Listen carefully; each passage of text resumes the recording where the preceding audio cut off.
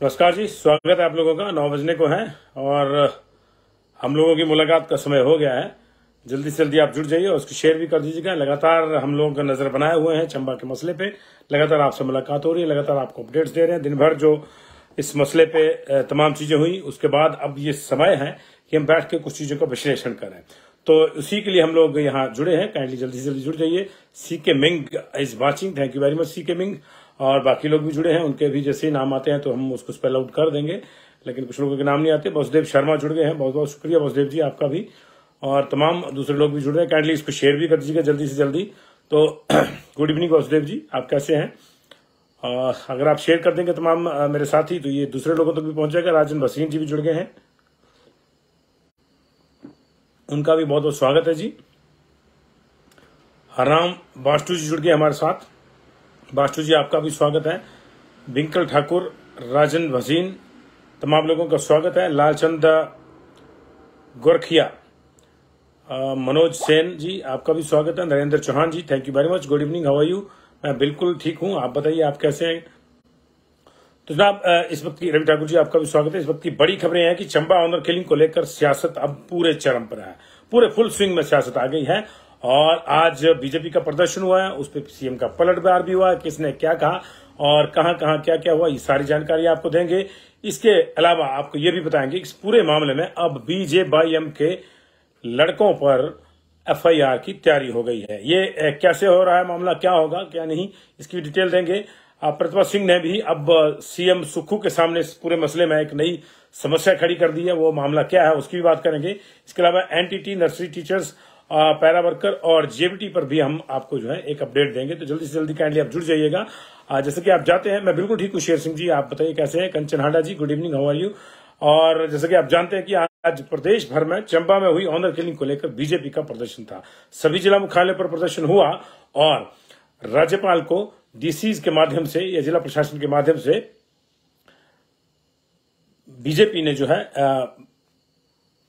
Memorandum दिए और इसकी जांच को जो है निष्पक्ष कराने की बात की गई। बीजेपी पहले दिन से जो है एनआईए की और सीबीआई की जांच की बात कर रही है।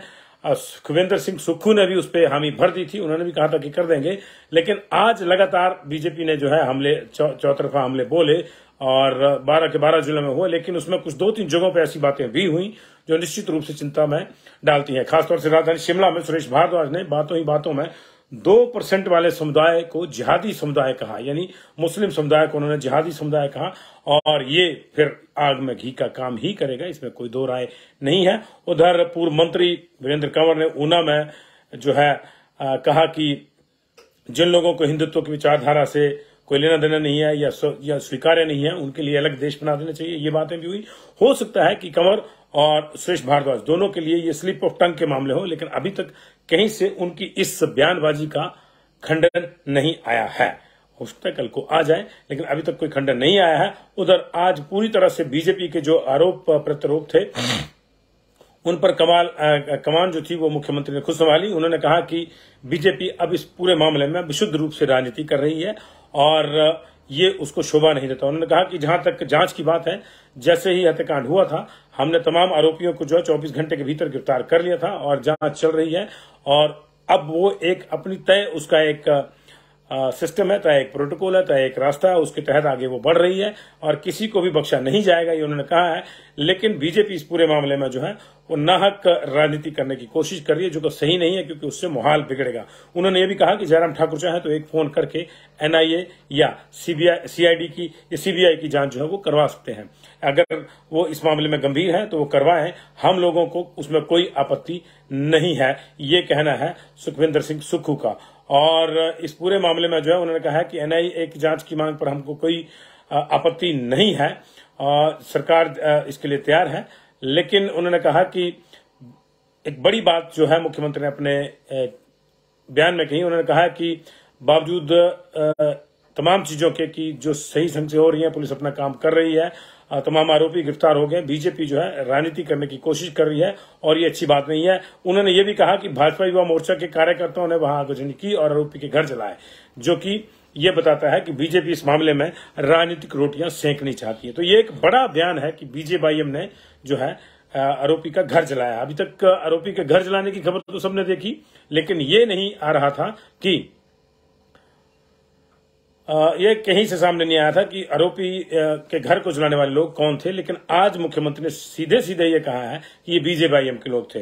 जाहिर सी बात है कि इसके बाद जो है बीजेपीआईएम के कुछ लोगों के को इस मामले में नामजद भी किया जा सकता है। हालांकि अभी किसी को नामजद इस मामले में नहीं किया गया है। अभी प्रशासन का पूरा जो कंसंट्रेशन है वो जो है वो शांति की स्थापना पर है। और तीसरा दिन आज एक तरह से 144 का था, और उसको लेकर जो है हम कह सकते हैं कि वहां कम से कम चंबा में जो है अब उतना टेंशन नहीं है। हालांकि अंदर ही अंदर टेंशन निश्चित रूप से होगा, क्योंकि ये बहुत जघन्य अपराध है और समुदाय विशेष के खिलाफ जो एक गुस्सा है उसको हम नाजायज भी नहीं कह सकते, क्योंकि इस तरह की जघन्य अपराधों के बाद अगर गुस्सा पब्लिक का आता है तो उसको कतई भी नाजायज नहीं कहा जा सकता। वो जायज गुस्सा है।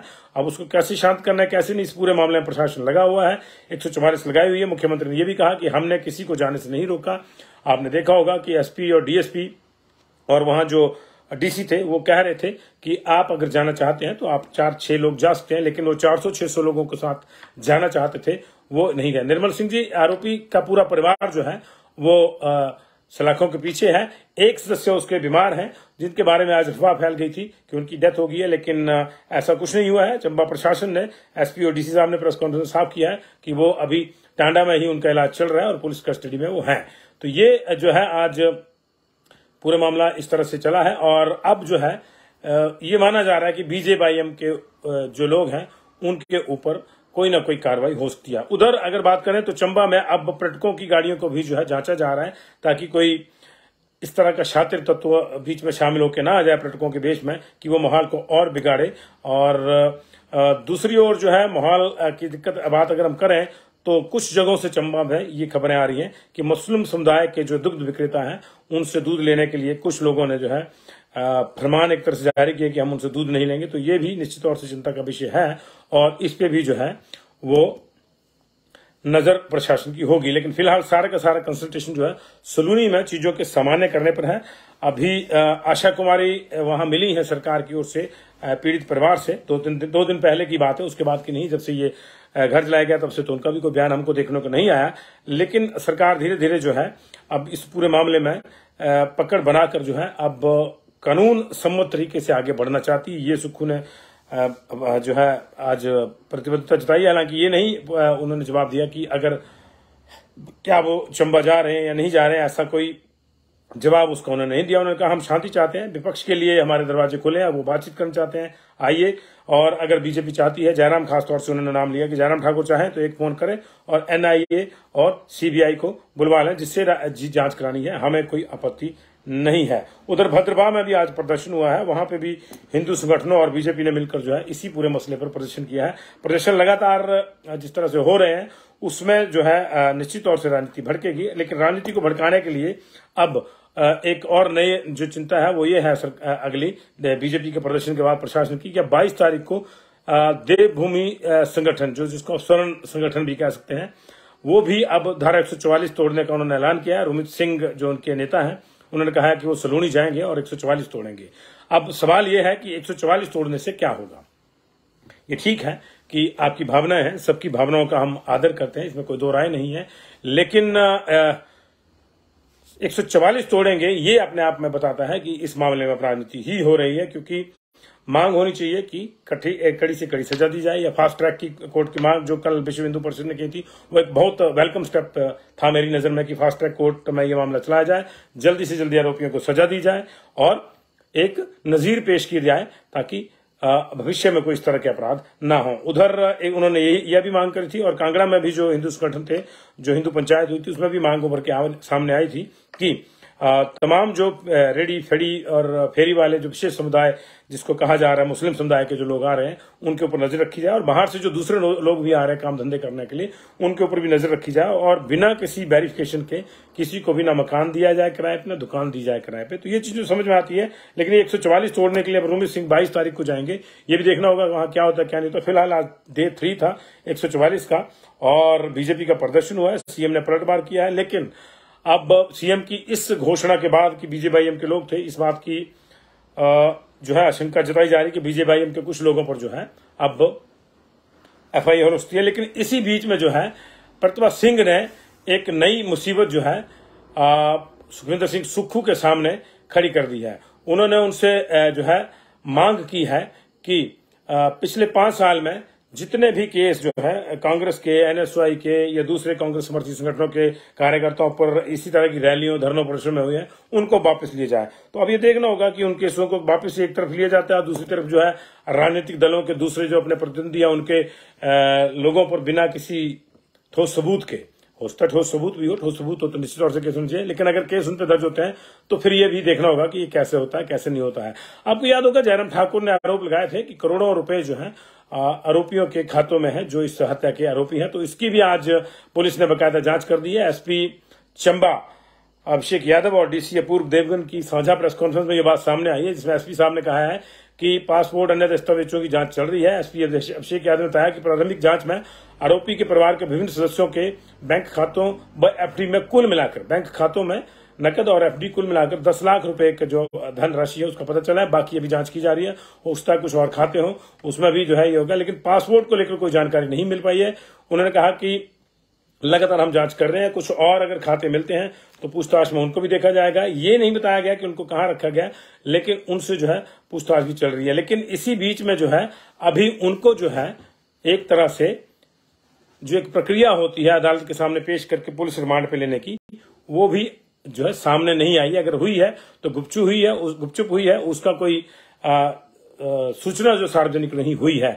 तो इसका मतलब यही है कि अभी उनको जो है शो नहीं किया गया कि वो गिरफ्तार है। इसका दूसरा मतलब ये भी हो सकता है, अगर गिरफ्तार हो गए तो 24 घंटे के भीतर उनको जो है जज के सामने पेश करना पड़ता है और वहां से उनका जो है रिमांड लेना पड़ता है। लेकिन उसकी भी कोई सार्वजनिक सूचना जो है अभी SP साहब की ओर से आई नहीं है। हो सकता है वो रिमांड हो गया हो, कागजों में कई चीजें हो जाती है केवल इस तरह के मामलों में। तो ये जो है वहां की टोटल खबरें थी। और अभी आने वाले समय में बीजेपी चुप बैठेगी ऐसा भी संभव नहीं है। बीजेपी कुछ और रणनीति बना रही है, लेकिन कांग्रेस के लिए दिक्कत वाली बात यह हो गई है कि लगातार अब उसके ऊपर जो है आम आदमी की उंगलियां और तंज भी जो है वो कसे जा रहे हैं। बात अब अगली खबर की करेंगे। प्रदेश सरकार ने आज 15 पुलिस अफसरों की, HPPS पुलिस अफसरों के जो है ट्रांसफर की है, जिसमें ASP CID शिमला समेत जो है SP ह्यूमन राइट्स और बहुत सी जगहों के एडिशनल SP और DSP को बदला गया। DSP जो बदले गए उसमें ज्वाली प्रमुख है। इसके अलावा स्टेट बिजनेस और एंटी करप्शन ब्यूरो के DSP को भी बदला गया है। 15 लोगों की जो है ट्रांसफर हुई है। कुछ लोग वेट कर रहे थे अपनी पोस्टिंग की, उनको पोस्टिंग दी गई है। ये जो है दूसरी खबर है। और अगली खबर है, मंत्रिमंडल की बैठक जो है सोमवार को निश्चित हुई है और उसमें ये माना जा रहा है कि NTT और जल शक्ति विभाग में पैरा वर्कर्स पर कोई फाइनल फैसला लिया जा सकता है। इसके अलावा विभिन्न विभागों में खाली पड़े पदों को कैसे भरना है और मुख्यमंत्री की बजट घोषणाओं पर जो है मोहर लग सकती है। अभी एजेंडा इसका नहीं आया, एजेंडा तैयार करने को कहा गया है। संभवतः कल ये एजेंडा आ जाएगा, इसमें देखना होगा। लेकिन पहले ये कल ही बैठक होनी थी, अब इसमें बदलाव किया गया, अब इसको परसों किया गया है। और ये भी माना जा रहा है कि चंबा वाले मामले पर भी कैबिनेट में कोई बड़ा जो आफ्टर कैबिनेट जो बड़ी घोषणा है वो हो सकती है। इसमें क्या है क्या नहीं है। दूसरी ओर सरकार ने JFT भर्ती जो बैच वाइज हुई है उसमें जो आरोप लगे हैं उसकी जांच के लिए कमेटी की गठन कर दिया है। ये जो है कुल्लू और शिमला जिले की भर्ती है ये JFT की। इसमें उम्मीदवारों के चयन में कई आरोप लगे थे और इसकी चर्चा सोशल मीडिया में भी उठी थी, अखबारों में भी आई है, कुछ बयानबाजियां भी हुई हैं। तो विभाग के निदेशक घनश्याम चंद की ओर से जांच कमेटी का गठन किया गया है और उसको जल्द रिपोर्ट देने के लिए कहा गया है। इसमें जो है आरोप इस तरह के लगे थे कि दोनों जिलों में 35 लोग जो बैच वाइज JFT के रखे लगे थे और आरोप यह है कि इस भर्ती में उम्मीदवारों को जो 12th में 45% अंक जो है वो अनिवार्य थे, उसमें से कुछ एक अंक कम है। तो इस पर देखा जा रहा है। उधर JFT भर्ती में BEd धारकों की नियुक्ति का भी विरोध चल रहा है। ये मामला ऑलरेडी जो है वो विचाराधीन है अदालतों में और समय समय पर इसको जो है अदालतों में भी ये मामला जाता रहा है। तो JFT प्रशिक्षु इस भर्ती में केवल JFT और DLED को ही शामिल करने की मांग कर रहे हैं, लेकिन इसमें जो BEd धारकों को शामिल करने का विरोध किया जा रहा है। तो आने वाले दिनों में 1200 भर्तियां होनी है प्राथमिक शिक्षा विभाग में और ये बैच वाइज भी होनी है। तो ये निश्चित तौर से उसको लेकर जो है एक बड़ा अपडेट है और इस पर जो है अब एक कमेटी गठित कर दी गई है। तो ये इस वक्त की बड़ी खबरें थी। तमाम दूसरी खबरों के लिए आप हमारे पेज पे बने रहिए, लगातार आपसे मुलाकातें होती रहेंगी। कुछ जो एक और खबर है कि शिमला के जैन मंदिर में अमर्यादित वस्त्र पहनकर दर्शन करने पर जो है वो रोक लग गई है। इसमें ये एक वहां पे शिमला के जैन मंदिर में एक नोटिस चला गया जिसमें लिखा सभी महिलाएं एवं पुरुष मंदिर जी में मर्यादित वस्त्र पहनकर यहाँ आए। छोटे वस्त्र, half pant, Bermuda, mini skirt, night suit, कटे फटे जीन्स, फ्रॉक एवं 3/4 जीन्स पहनकर आने पर बाहर से ही दर्शन करके सहयोग करें। ये दिगंबर जैन सभा शिमला जो है उन्होंने ये अपना जो मंदिर है उनका शिमला में ये मिडिल बाजार में है उसके बाहर जो है ये पोस्टर लगा है। तो ये भी एक नया अपडेट है। हिमाचल प्रदेश में लगातार इस तरह की चीजें जो है पूरे देश में सामने आ रही हैं। पहले मंदिरों में मर्यादित वस्त्रों को लेकर हरिद्वार से कुछ सूचना आई, फिर साउथ से आई और अब इस तरह जो है शिमला में भी इसकी बात हो गई है। लेकिन लगातार जो मसला है वो गरमाया हुआ है मनोहर हत्याकांड का। अभी इसमें देखना होगा कि सरकार इसमें आगे क्या करती है, किस तरह से जो है पूछताछ आगे बढ़ती है कि नहीं। एक बड़ी बात यह कि अभी इसमें पूरा कोई अपडेट नहीं दिया गया सिवाय इसके कि उसके भाई भाभी आरोपी जो है आरोपी उसकी बहन उसकी जो है भाई भाभी जो दूसरे पारिवारिक सदस्य हैं उन लोगों को गिरफ्तार कर लिया गया है। लेकिन क्या जो है हत्या में प्रयुक्त किया गया हथियार या जिस डंडे से उसकी डेथ हुई है पीट कर उसको मारा गया है उस डंडे को बरामद कर लिया गया। ये तमाम जो चीजें हैं जो पब्लिक डोमेन में आनी चाहिए थी वो नहीं आई है। जैसे कि मैंने कहा कि अभी ये भी पता नहीं है कि अभी उनको रिमांड पे ले लिया गया है या नहीं ले लिया गया है क्योंकि इसकी जानकारी जो है शेयर नहीं की गई है। तो ये देखना होगा जी। और दूसरी बात चलते चलते एक बार फिर से कि हम सरकार से लगातार आग्रह करेंगे कि लाखों जो युवा हैं वो दो चीजों का इंतजार कर रहे हैं। एक तो पेंडिंग रिजल्ट्स का इंतजार कर रहे हैं। उन्होंने जो अलग अलग 42 जो मेरी सूचना के मुताबिक 42 रिजल्ट पेंडिंग है जिसमें से 16 जो हैं वो स्कैनर के हैं अंडर स्कैनर है, लेकिन 26 ऐसे हैं जो अंडर स्कैनर नहीं है। उनके रिजल्ट निकाले जा सकते हैं। तो हम ये चाहते हैं कि उनके रिजल्ट जो है तुरंत निकाले जाएं। और इसके अलावा जो दूसरी बड़ी मांग है जो हम लोगों की ओर से लगातार हमारे पास मैसेज आ रहे हैं, आग्रह आ रहे हैं, वो ये है कि जल्दी से जल्दी जो है कर्मचारी चयन आयोग को रेस्टोर किया जाए। और वहां ठीक है आपको लगता है कि सारे का सारा स्टाफ जो है वो कहीं ना कहीं अंडर स्कैनर है तो सारे के सारे स्टाफ को बदल के नया स्टाफ लगाया जा सकता है। लेकिन जितनी देर होगी उतनी दुश्वारियां बढ़ेंगी। 6 महीने से एक तरह से भर्ती प्रक्रिया लगभग ठप है। मुख्यमंत्री ने कहा था कि पब्लिक सर्विस क्रिएशन करेगा, लेकिन कितना करवाएगा कितना नहीं आपने देख लिया। हाथ कंगन को आरसी क्या, पूत के पांव तो पालने में दिख जाते हैं। तो कितना हुआ कितना नहीं, एक छोटा सा रिजल्ट जरूर निकला है, लेकिन जो बाकी रिजल्ट हैं वो पेंडिंग है, उनको जल्दी से जल्दी निकाला जाए। और इस मामले में मुझे नहीं लगता कि कोई बड़ी हिच है। हाँ, इस पूरे मामले में अगर जो चेयरमैन साहब हैं कमीशन के, अगर कहीं ना कहीं वो प्रभावी है कि उनकी वजह से लग रहा है, तो सरकार को चाहिए कि उनको भी हटा दे, उनको भी नमस्ते कर दे। बड़ा मसला ये है कि जो लाखों लोग हजारों लोग अपने रिजल्ट का इंतजार कर रहे हैं, लाखों लोग नौकरियां खुलने का इंतजार कर रहे हैं, कहीं से उनको जो लगता है कि राहत नहीं मिलेगी, उनके इंतजार खत्म होना चाहिए, पेंडिंग रिजल्ट डिक्लेयर होना चाहिए। जल्द से जल्दी जो है अधीनस्थ कर्मचारी चयन आयोग जो है ये इसको रेस्टोर होना चाहिए। Thank you very much.